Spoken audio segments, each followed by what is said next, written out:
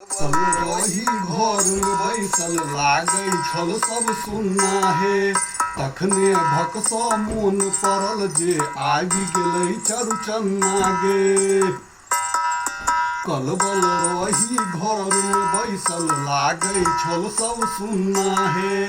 तखने भकस मोन पड़ल जे आबि गेलै चरुचन्ना गे। गाय के गोबरी मंगाल घर आंगन निपाल कले सबटा तैयारी। गाय के गोबरी मंगाल घर आंगन निपाल कले सबटा तैयारी। चंदा मामा के माना बोले पाबनि एलै भारी।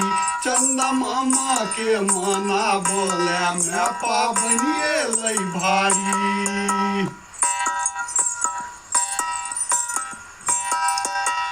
कहै ने लाबऽ के कथी सब हेतै।